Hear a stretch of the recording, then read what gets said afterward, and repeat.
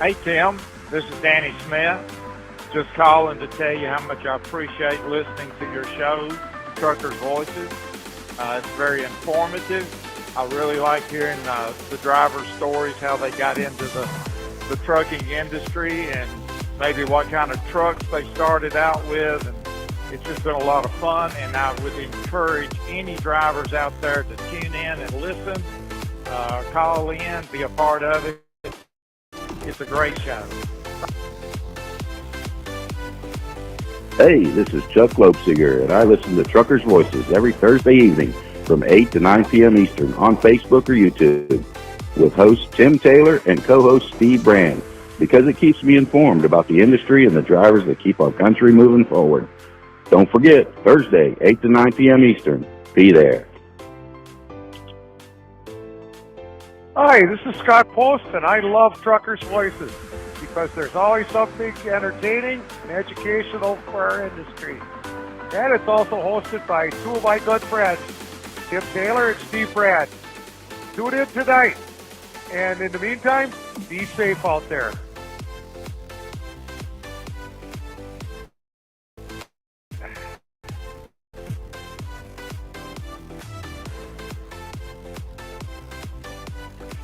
Hey everybody, how you doing tonight? My name's Charlie Demchuk, and I'm here to welcome you to tonight's big show. Y'all sit back, relax, enjoy the show. Tim and Steve got a good one in store for you. So have a good night. We'll see you. Hi, this is Tony Wainwright. I hope you enjoy listening to Truckers' Voices as much as I do. Now, without any further ado, kick back, kick your shoes off, air your corns out, and get ready to listen to another fine show.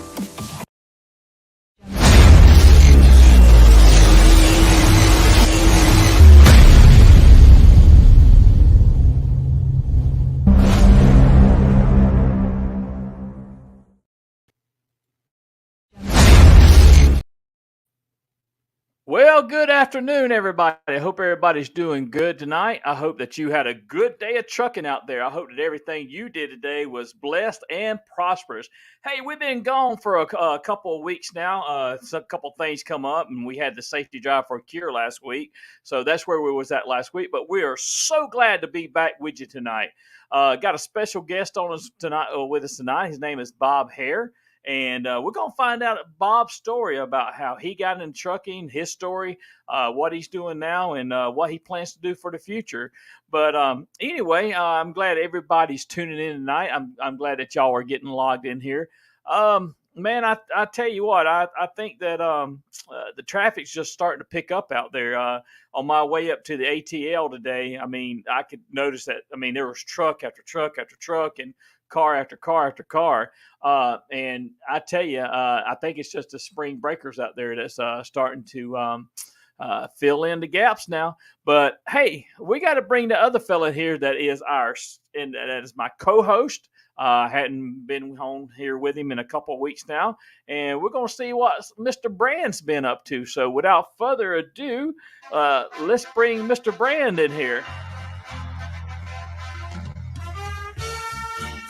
Rocky Brand himself. How you doing, Tim? How's everybody doing out there? Hope everybody's safe and sound, watching this at home and or in the cab of your truck, the sleeper, and taking your 30-minute break, whatever you're doing there. Hope everybody's doing good.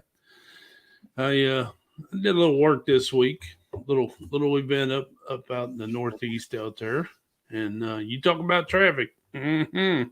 Yeah, buddy, that traffic's pretty heavy up around D.C. now. Boy, I tell you.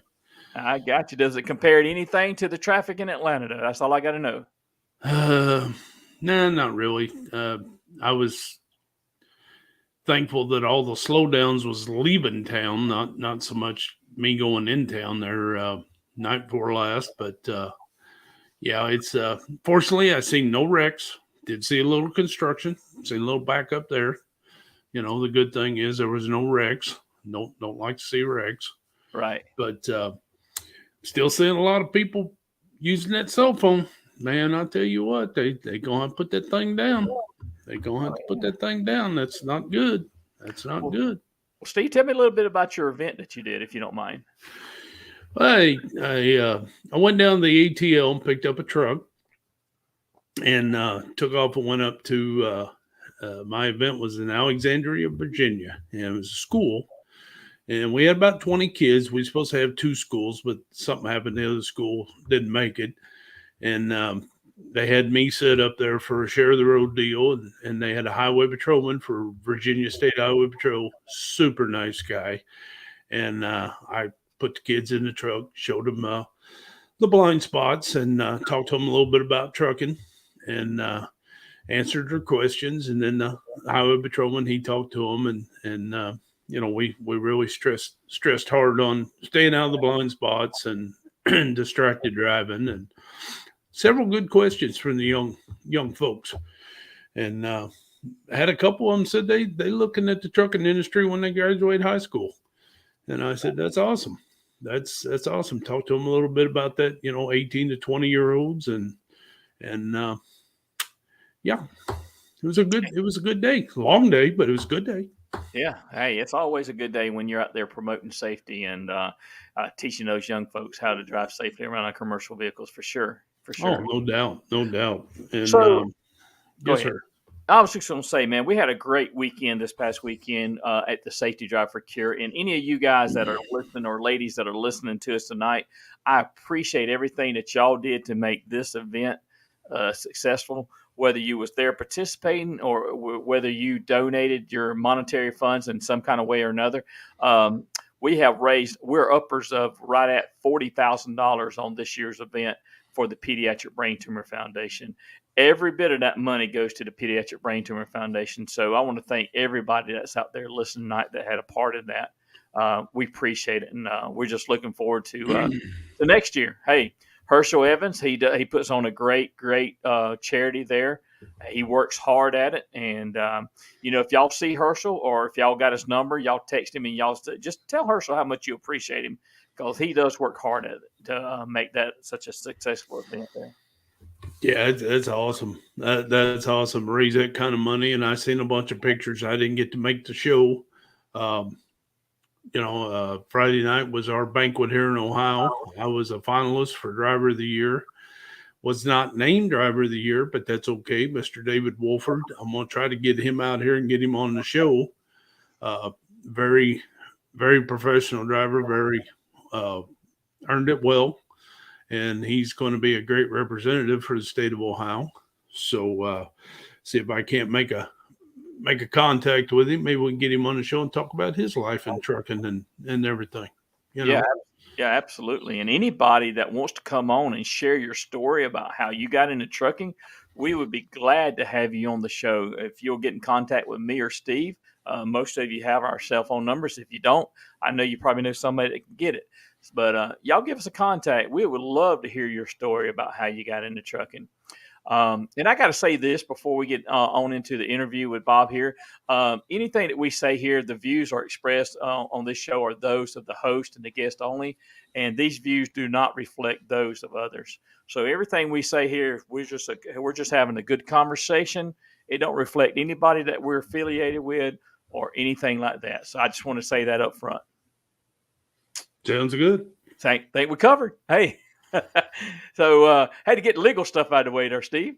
Well, you got that when you get into radio and TV and all that. So, hey, I noticed up there Mr. Loebsinger is watching this from his camper out in Amarillo.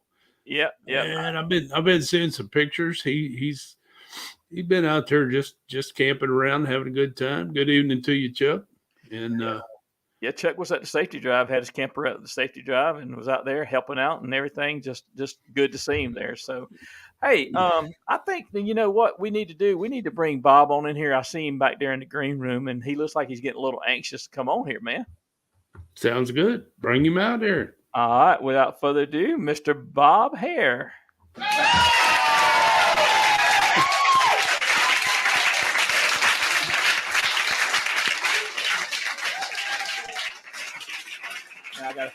I got to figure out how to stop that. I couldn't do it. Hey, that's our virtual audience there clapping for us, Our crowd doesn't follow instructions real well. He's trying to cut the sign off and they just keep clapping. Hey, Good people. Sound like a bunch of truck drivers there, right? I'm telling you, instructions well. it's all good. It's all good. Bob Hare, man, it's good to have you with us tonight here on Truckers Voices. Man, I appreciate you taking your time to come and share with us, and I'm excited about what you got to share with us tonight. How you doing? I'm good, Tim. How are you? Oh, I'm doing absolutely wonderful, man. It was a good day of trucking up there in Atlanta. Now, Bob, you are and now correct me if I'm wrong. Are you a city driver or a road driver? I'm a road driver. Yes. Road driver. Now, Yes. have you ever run the city? I have. Yes. Okay. How many years did you run city? For actually about 8 months. About 8 months. Okay. Yeah. Well, hey, I had about 4 years and 6 months on you then. Oh man. So how long have you been trucking? I'll have 24 years safe driving on the 27th of April. Yeah, that's absolutely wonderful.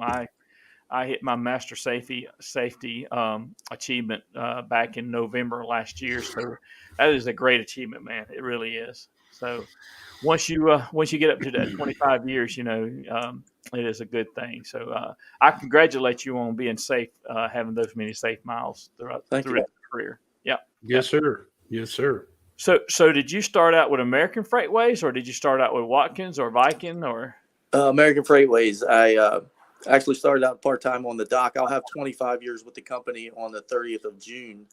And I was actually working at as a receiving clerk at another place. And one of the city drivers came in and said, "Hey, we're hiring part-time if you want some extra work." So I went over there and I figured I'd just make a couple extra dollars and then that's be it. But I ended up, here I am 25 years later, still in trucking. I wasn't expecting to be a truck driver. It just kind of happened that way.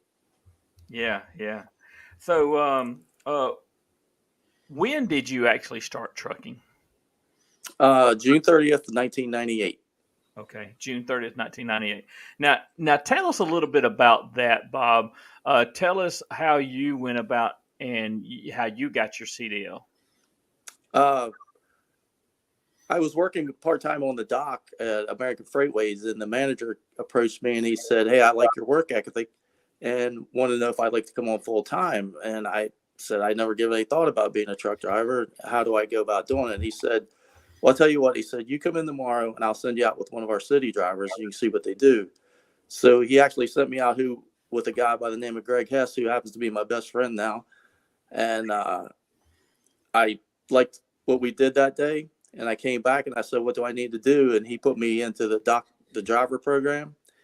And it took about 3 months because he had to jump through all the hoops and get everything. They had to actually hire me on full time as a dock worker.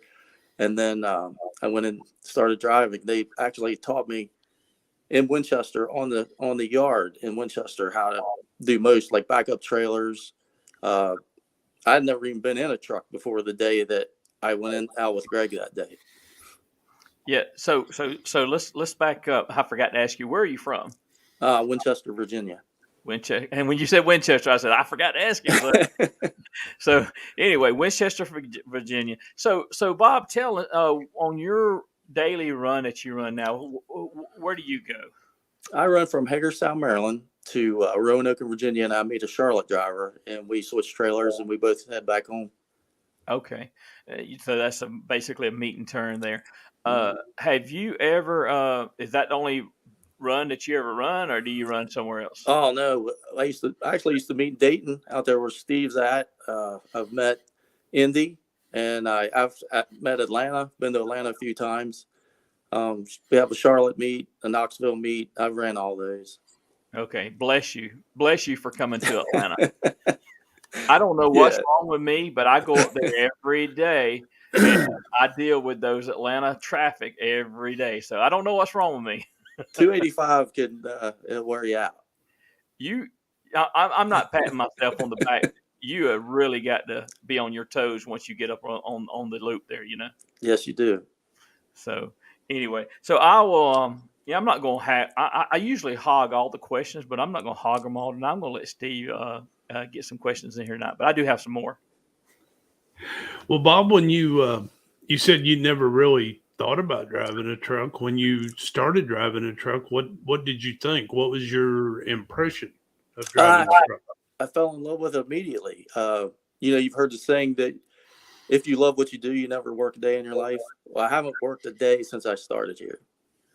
I believe it. I believe it. I love what I do. And people say, don't you get bored going to the same place all the time? And no, not really, because it's kind of interesting. You get to watching them build things and watch it develop. And then, we're getting into the time of season over here in Ohio and Pennsylvania. They're starting to work the fields, and kind of neat to watch all that.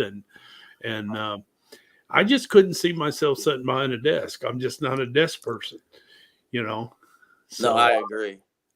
I mean, it's, now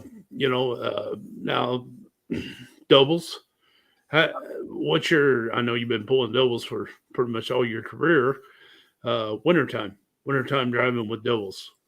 It can be tedious, but we face challenges all the time out there. It's just something that you get used to, and Right. you just step it up when it's icy out. And we shouldn't be out there. We need to get back safely. We always take our time, and you never take any chances. Plenty of space. Give yourself plenty of space. Exactly. And I tell you what, other than backing up, I love these doubles. I mean, I can get them in and get them out of places easier than I can pulling a 53. Just got done pulling a 53. After you've been pulling doubles quite a while, and you jump in the cab with the sleeper and the 53, you look back there and you're looking for that second red light. You don't see it. Yeah. You go to change lanes and you're waiting on that back trailer to come, and it's like, where you got to refocus. You got to refocus. But exactly. That's why we're professionals. We could jump in and jump out of anything, and with just in a few minutes, we're going down the road safe and promoting safety. But let's see. Okay, what you got, Tim? So Bob, through your career, and I know that you said that you kind of was taught through American Freightways how to drive a truck. Now, did you come up through what we would consider as the DDI program? Is that what it was? I did, but it was very different back then. My manager said, you're going to have to do a lot of the legwork, and I did. He gave me a key to the center, and he gave me a key to a tractor, and he said, I want you to come in here on your time off on the weekends and learn how to back up a trailer. So I did. I was in there every weekend until I perfected backing up a trailer. Like I said, I'd never been in a truck before. I had so much help. There were so many good guys that would come in on their days off and help train me. One guy I just went through, actually paid for his schooling. He came in and taught me how to do a pre-trip, and I'll never forget those guys. Right. And that's what it's all about, is paying it forward and helping the next guy out. And whenever I used to do RTOs, road test observations, I tried to keep that in the back of my mind, that somebody helped me, so it was my turn to help them. And, not to say that I didn't do it right, but I did try to help the people, that needed a road test. I tried to help them out a little bit, but I tell you what, if we had more people out there this day and time that looked at it that way, as, I got to help the next guy or gal out, how much better off will we be? Because somebody taught me, and it's my turn to teach somebody else. And I'm sure you guys feel the same way. I mean, even when we go do these road team events, we are actually investing into the next generation on how to drive safely around our commercial vehicles. But not only are we doing that, we are absolutely making an impression on those young people on, maybe possibly getting into the trucking industry, whether it's a truck driver, in management or something else. Just as long as we given that positive image of the trucking industry, maybe we can influence, somebody else of a different generation. So. See, with that being said, Bob, do you do the TDCs by any chance? I do, yes, sir. I love doing that stuff. And we talking about helping each other out and everything, and I get told that a lot. It's TDC season, and it's time to fire it up and get practicing. And I love helping guys, and I always got to tell myself, save a little bit for yourself.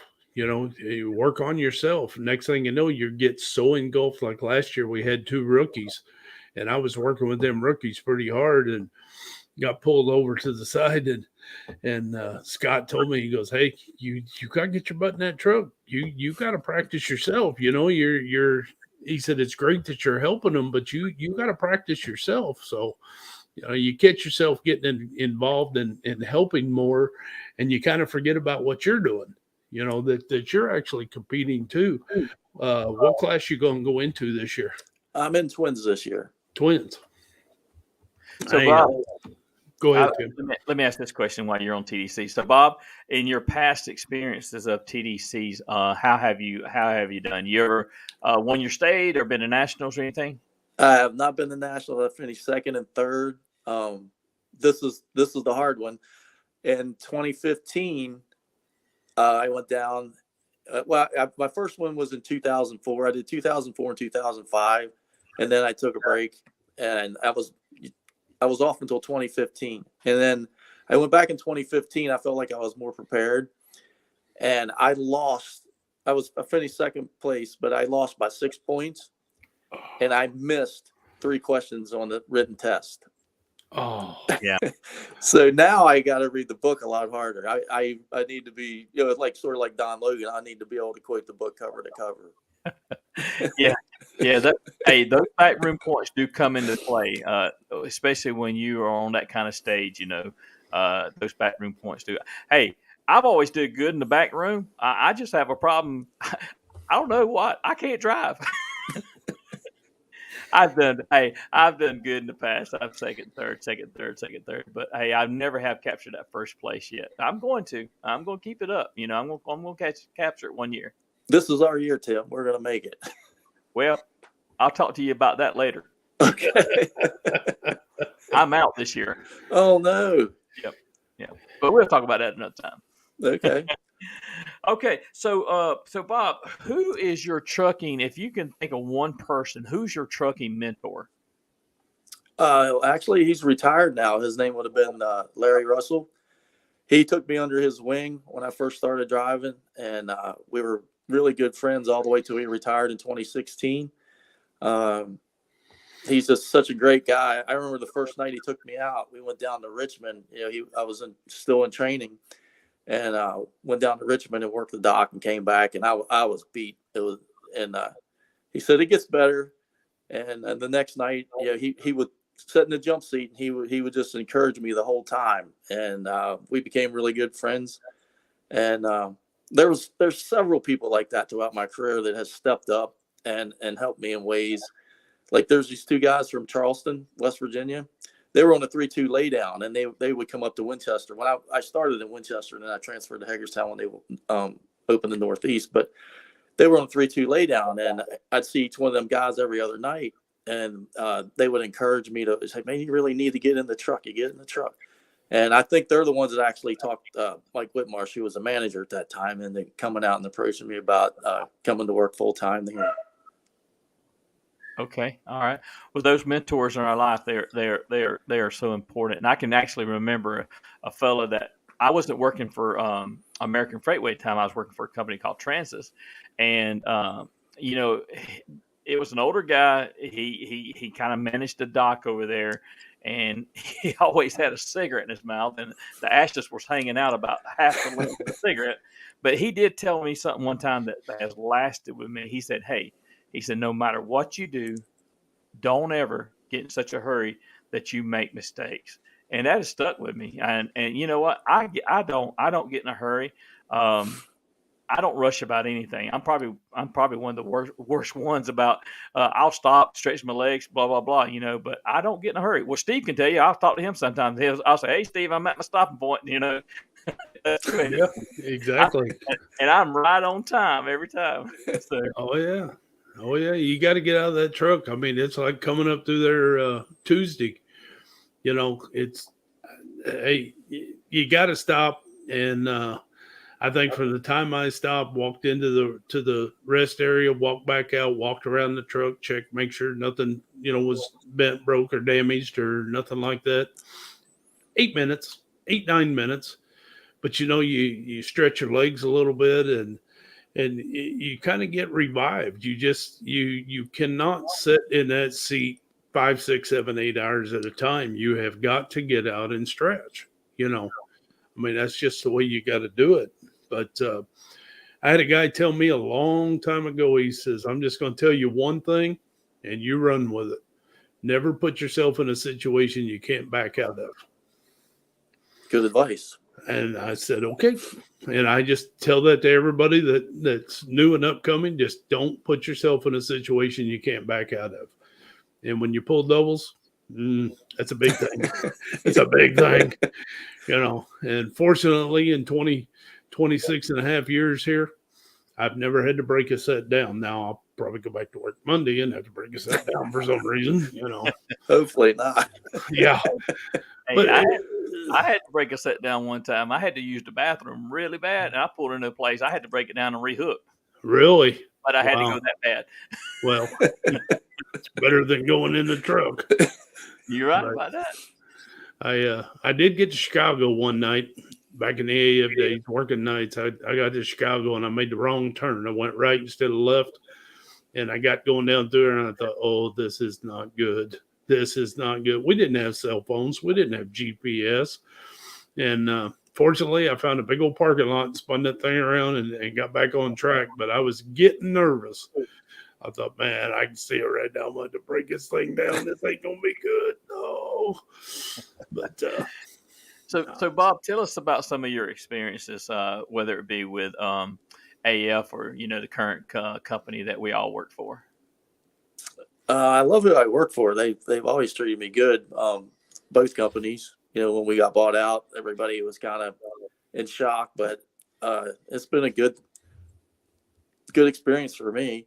One experience I would like to talk about, if I can, is a year ago when I met Steve. I've always been a regional driver, so I never had a chance to actually do the over-the-road stuff until a week last year. And that's when I met Steve. And I didn't realize that there was not enough places to park, and there was no place that you could get a good meal while you're out there. And, just trying to get out of the fuel islands, it was really eye-opening to me. When these guys, over-the-road guys, need their break, there's no place for them to lay down. I wish that was one thing I wish you could change for those guys. Because being regional drivers, we get to sleep in our own beds. But even if those guys out there try to pull off in the rest area at night, because I ran it at night because I wasn't sure what I was going to come up against, and you couldn't even get in the rest areas after, say, 8 o'clock at night. Right. And that's one thing that, I wish that some of our Congress people and senators would really key in on, and would be, more truck parking and, better facilities for some of the over the road truck drivers, because you know what, they are out there, they're away from their families, and they're making sacrifices for you and me and everybody else out here. So yeah, I definitely agree with you on that. Sure do. Go ahead, Steve. Speaking of that, I stopped in Mabane, North Carolina, up there at the 152, I think it is, on 85, and took my lunch break, and I pulled in a Love's. Now, fortunately, a guy just pulled out. Nobody was around. I just swung it out, backed it in the spot. But I sat there eating my lunch and taking a little break, watching them guys. 2:30 in the afternoon, and that truck stop was almost full. And, I mean, people was coming in and going out, coming in and going out. And that was something that got me. I was sitting there just kind of finishing up my break, and these guys come in the truck stop, and I thought I was at a speedway. I mean, it's like, what are you doing? Slow down. You got people walking around. You got drivers backing in, backing out. And it's like, holy cow. But, yeah, you're right, Bob. It's not like it was 34 years ago whenever I started driving. Even then we was starting to get into a parking situation. But now, and I go along these interstates and look at all these big wide spots and think, why don't the state just put in parking areas? Mm-hmm. Just, throw up some portalettes or something, and that would be well worth the money versus some of this other idiotic stuff they spend the money on. But you're right. Yeah, the parking it's horrendous. Oh, it's horrendous. You know, you hear guys joke about it. If you ain't at a truck stop by 3, 4 o'clock in the afternoon, just forget it. You ain't getting in. That's the truth, though. Yeah, it is. It is. And then, you know, when you and I met, you was doing a convoy of hope load, and you know, there you can go to a hotel. You don't have to sleep in a truck. You can go to a hotel. And now try to find a hotel with semi parking. Now, I know there's some guys out there that really know what they're doing, and you know, got the apps and stuff. I gotta get a little better on that. But you know, even finding hotels with truck parking, it's hard. Yeah, well, you helped me out with that. If help me get the park on the Dayton yard, and then actually get into the hotel, that was a big help. Oh yeah, I was glad to help you out, brother. I mean, that was, you know, it's tough, and like us doing our day cabs, doing our meeting turns. I mean, we know where we can get in, where we can get out, and like you said, we go home every day, or we go back to the terminal and go to the hotel, and you know, it's just it's. Man, I don't know how these guys do it. It's I don't either. It's crazy. It's crazy. So, on your daily run down to Roanoke, Bob, any good places you like to stop through there? Like, what is the name of the truck stop? White's. I've been in the White's, but there's this little country store off of exit 156. It's about 20 minutes north of where I turn around at. And I'll stop there on the way home. They have really good food. The people are very nice. And I've been going in there probably 20 years. Okay. All right. So, yeah, we all have those little places that we like to stop at on our different routes. You know, there used to be a place that I used to like to stop at when I was going over to Montgomery, Alabama, called 231 Barbecue. It was an old gas station on the side of the road. They turned it into a barbecue joint. I'm going to tell you what. Hands down, some of the best barbecue out there. They gave you a barbecue sandwich with a fork because they put so much meat on it, it all fell off, you know. So we all have those small spots that we like. So anyway, I want to speak to some of these pictures that I have up here. The one on the left here, Bob, I guess this just shows that you love hunting, right? I do, yes, sir. Yeah, and then we can see it from the two nice trophies that's behind you there. So, you want to tell us a little bit about those? Actually, they came from Missouri. I have a friend that has a farm out in Missouri, and he invited me out to hunt a couple of years, and I love it out there, and I was able to harvest a couple nice deer. Yeah. Now, Where at in Missouri? It's Lebanon. You know where that's at? Know exactly where it's at. Okay, I was going to say it's north of Springfield, about an hour, but yeah, right there. Yeah, home of Bass Tracker boats. Yes, actually, it's right there along the interstate. Yeah, see, I was born and raised about an hour south of St. Louis, so I'm a Missouri boy at heart. You know, and you might take the boy out of Missouri, but you won't take Missouri out of the boy. So, you know, but yeah, they got some nice deer out there. I've never deer hunted. Yeah, and I always kid him because he always says wash and not wash. And I said, is that cleaner than washing something? If you wash it?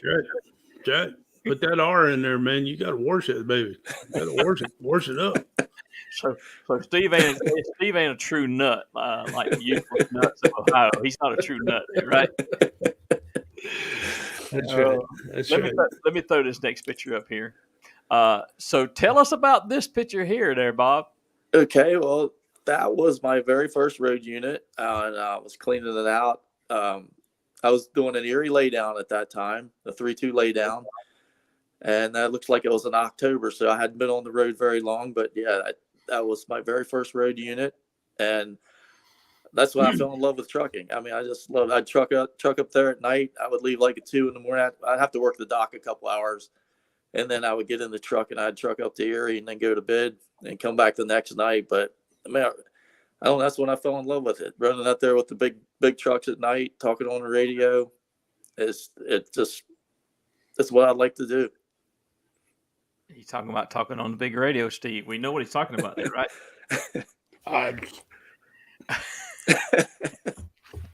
Nope. I got rid of all my stuff. I ain't got nothing but just a little old radio sitting up there on the dash while it's hanging. I got a Kenworth now, so it's hanging up there. But I used to be able to get out there and talk at night.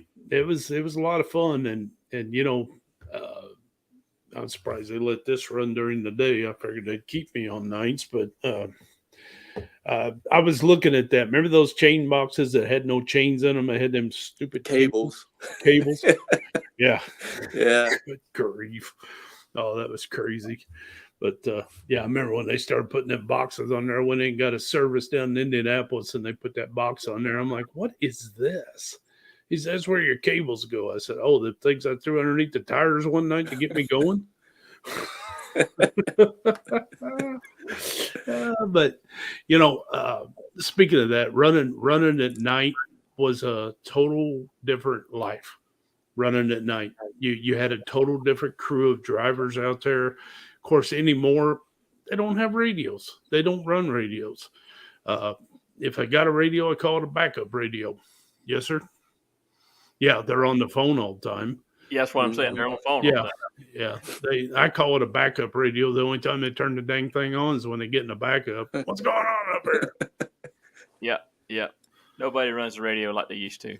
I remember my my Volvo like that, Bob. I was R7441, I think, is what I had, and that was a good truck, man. I really enjoyed driving that old red racer, you know, and we had some of the internationals, you know, the long hood internationals. Oh yeah, man, I really enjoyed running those trucks, and you know, I been running for days for a long time now, but I do remember working at nights, and you know, anybody that works nights, my hat's off to them because it is a different beast than running the daytime. it is. Your weekends are shot. You have to regroup, and once you think you've about caught up on your rest, it's time to go again. You know, it's the only good thing about it was you had all day Monday to get your stuff done, or doctor's appointments, or you know, anything like that. But now you're on a daytime bid now, right? Yeah, I've been on days for a long time. It's just when I first started, I was on nights, and that's how I cut my teeth, running across the Pennsylvania Turnpike, running up to Erie, Pennsylvania. Yeah. What's and this almost sounds like a media question, but it's not. Well, I promise you, it's not. What's some of the strangest things that you've seen happen out there on the highway? I seen a spool fall off of a flatbed one time, scared the heck out of me, and actually no one hit it and no one was hurt. That was probably the scariest thing that I seen out there. I don't know if the chains broke or just came loose, but it come rolling off the back while we were going uphill, and it was scary. Wow. I actually seen a car come across the turnpike going down to Orlando one night, and all I seen was it spinning in the median, and then it spun out and it come out behind me and just went right behind my trailer up onto the other embankment. Wow. I seen them drive it away. They drove it away. So anyway, Steve, you got anything like that? Yeah. I seen a semi one night doing a U-turn in the middle of the highway. You know, the crossover where the cops sit, and it was just about, I don't know, it was just starting to get daylight, and I was driving for AF. I was headed home, and I looked up there, and I'm like, no, he's not going to do that. He did it. He come all the way across, and I got her down to about 15 mile an hour. And what I was worried about, I didn't hit him, but what I was worried about, what's going to hit me. But I could not believe he turned around, and I said, "What are you doing, driver?" "Oh, I missed my exit. I had to turn around." I said, "There's another exit 2 miles down the road." But I couldn't believe he done that. But yeah, you know, I seen. It's just 2 months ago. I got on 270 one afternoon and just got straightened out and getting her wound up and climbing a little hill there before you get to Route 23. And all of a sudden, I don't know what happened in this car, but it's like he was in the middle. There's 4 lanes across there, and he went over. And the next thing I know, I don't know if he tagged that semi, but he went spinning in front of me, hit the concrete barrier, and come back out. And I thought he was going to come out in front of me, and he got her under control and hit the shoulder, but he pancaked the side of that four-wheeler. I'm like, good Lord of mercy. I don't know what he was doing. I don't know if he hit that semi or what he did, but probably this thing. Probably sitting there texting on it, not paying attention. But Man, I tell you, you got to be on your game out here. You got to be on your toes. Yes, you do. What's that Tim always says? Look out for those who ain't looking out for themselves. So you're kind of blurry, buddy. Yeah, internet's kind of going out, camera's going in and out. Hey, I will have a new camera next week, so my camera's about shot over here. Hey, Bob, do you know a Rondell Woody? Yes, I do. That's Woody. He was my meat driver there a couple months ago. He's out on medical now. Okay, all right. He said some great food there at the 156, Bob. Yep, he knows. Yeah, Woody knows all about that. All right. All right. So I got another picture up here. We're going to talk to some of this about some of your road team captain experiences there. So tell us a little bit about that. Okay, this was down in, I was inside the Beltway, pretty close to where Steve was the other day in December. And we did a road team event down there. And I was really surprised how attentive these kids were because it's in a real high dollar area. But these kids, they were all attentive. They asked questions. I love when kids engage with you when they actually ask questions. But that was a really good event. Absolutely. And what kind of questions are they asking, Bob? They were actually asking about, because I would have them pull their cell phones out. I just came up with this after, doing some events, and I learned that if this is how you engage with them, I would have them pull their cell phone out, and I would say, I want you to act like you're driving, because these are all driver's ed students. None of them have their license yet. And I'd say, put one hand on the wheel like you're driving and use one hand, and just, you don't have to send a text, but just text, I am learning distracted driving today. And you can't see it, but where the truck is at, to the right of the truck is the football field. And we were like at one corner of the end zone. And, it would take anywhere between 10 to 13 seconds. And then when they would look up and say they were done, I said, it took you 13.2 seconds or whatever it was. I said, do you realize that you just went the length of 3 football fields without knowing what was in front of you? And their eyes would get real big. And then they would really start asking questions. I said, now the following distance of this truck at 55 miles an hour on a dry road, it would take me the length of this football field to come to a stop. And then our eyes would get real big again because they just didn't realize how much space we need to actually stop. And I said, that's why when you pass us, we want you to come give us at least 10 car lengths before you come over in front of us. You need to see the entire front of the truck before you come over, because we really need that space in case something would happen. And sometimes we're in the jump seat, and they're in the cab, and they engage us that way too. It was really eye-opening to me when I started doing this, how little people really know about the blind spots around the truck. Because, as you guys know, you can hide an entire school bus on the right side of that truck and they can't see it. And we've done it before and they can't believe it. Right. Yeah, it can be up to 3 lanes wide and the length of the truck there. So you're absolutely right. And I remember. I think you and John Everhart that was down here with us. Yeah, John and I were at this event together, and John and I work really well together. We've known each other for 25 years, and we're like, we feed off each other when we go to these things because we've known each other so long. It's almost like we know what we're going to say. Right. And you and John were down here working with me at my event that time, and you guys worked really well together. Yep, I like John. Oh yeah, he's a great guy. He was a great interview the other night. Yeah. Go ahead, Steve. I tell you what really fascinates me about the questions that these young people are asking me, and good thing I did it when I pulled the hood on that Mac. On that Workforce Heroes Mac, because I just looked to see what kind of motor it was, what size motor it was. And like yesterday, I had a couple ask me, motor, transmission, is it automatic? Where do I put the fuel? How much fuel does it carry?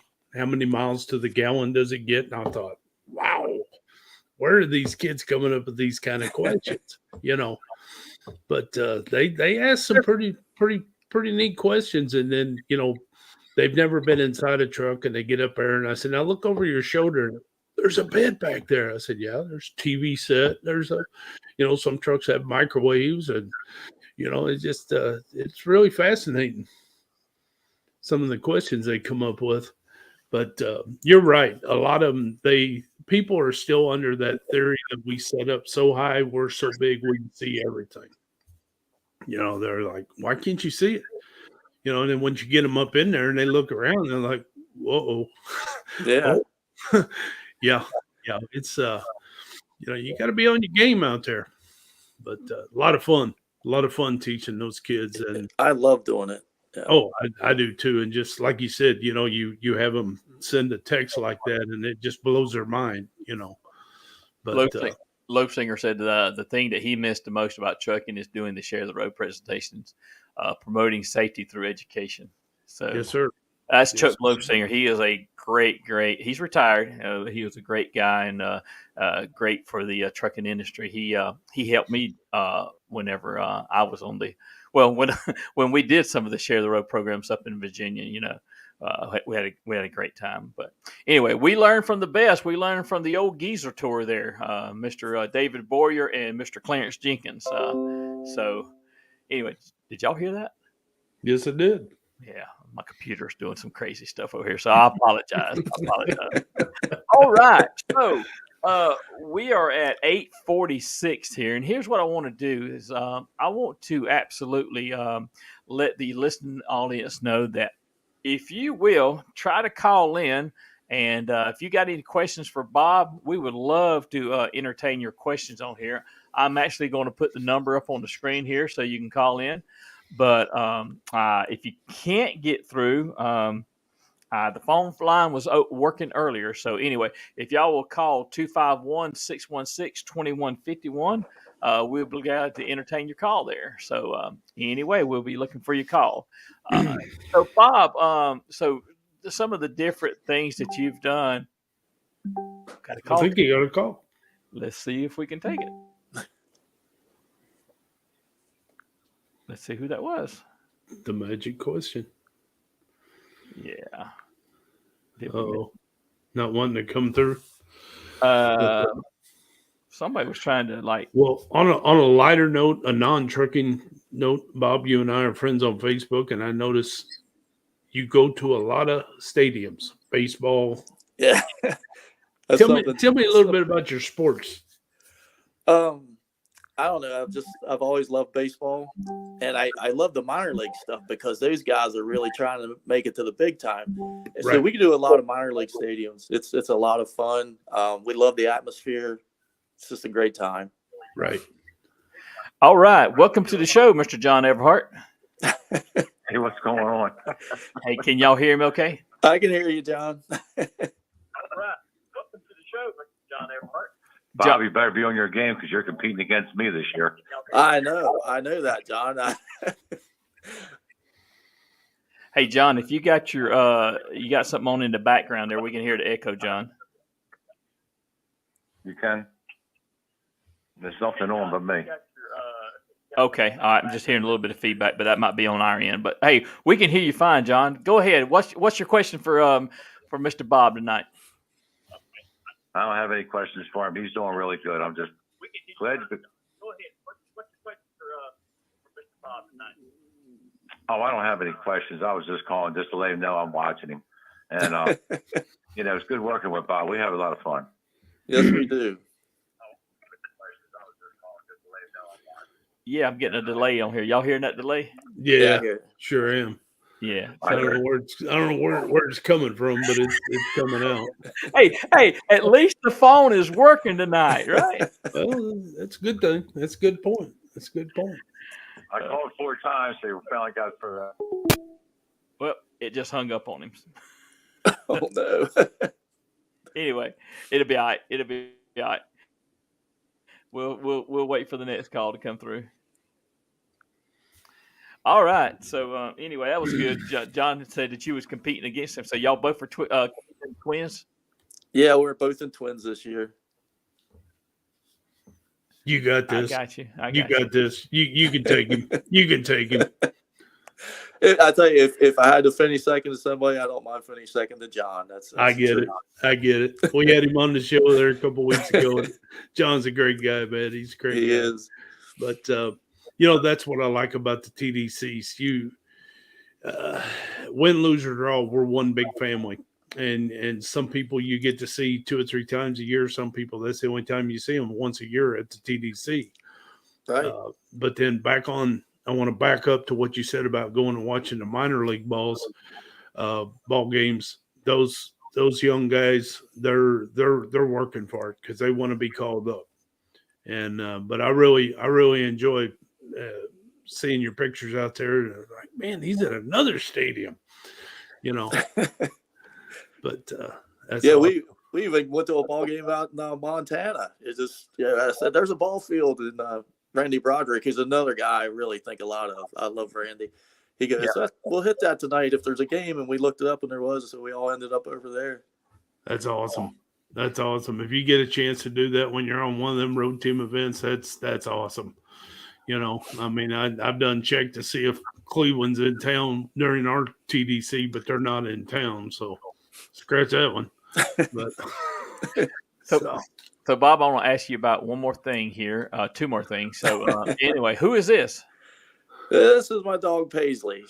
We do a lot of outdoor activities together. She keeps me fit. That right there, we actually did a self-motivated 5K. Both of us went out on a Sunday morning, and we ran a 5K. And this was us sitting in the McDonald's line because she was going to get a sausage biscuit because she was so good that day, and I was going to get a sweet tea and a McGriddle. So that's what that was right there. There you go. I got you. Now on the on this one, who's this dog here? That was Petra. She had passed on since then. That picture's from 2018, I believe. Okay. But yeah, that's my favorite kind of dog right there, the GSPs. I got you. That's a nice lake behind you there. Yeah, that's not too far from here. That's what's the name of that lake? Gosh, I know it like my own name, and I can't think of it right now. Lake Holiday. Lake Holiday. All right. So tell us a little bit about this young lady. All right. Well, this is the love of my life right here. She she makes me what I am. How long have you been married? Actually, we're not married, Tim. We've been engaged since last July. We had just met a few years ago. Okay. And she's changed my life. Yeah. You know what? Behind every good man, there is a good woman for sure. And I know that well. And we have to appreciate those that really in the trucking industry. I mean, we are gone for long periods of time. And, if you got somebody that can understand that and understand your job, it's a good thing because we are gone from home a lot. Mm-hmm. Yeah. But we are going to get married in the summer of 2024. So if you guys want to come. Hey, where we're going? Hawaii? Actually, we're going to have it in my backyard. I have 5 acres, and it's all grass back there. And then we're going to have fireworks after, so should be a good time. Oh yeah. Nice.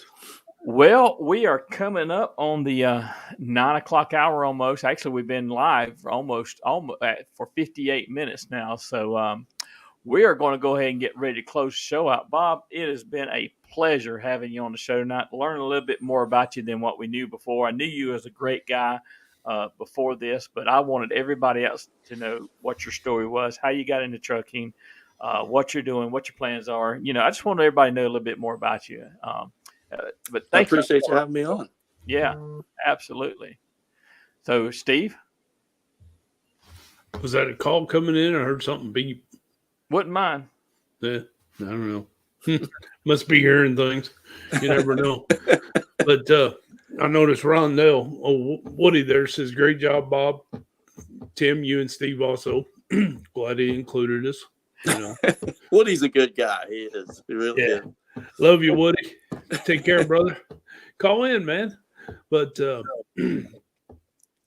excuse me. If Bob, you get back out this way, man, give me a call.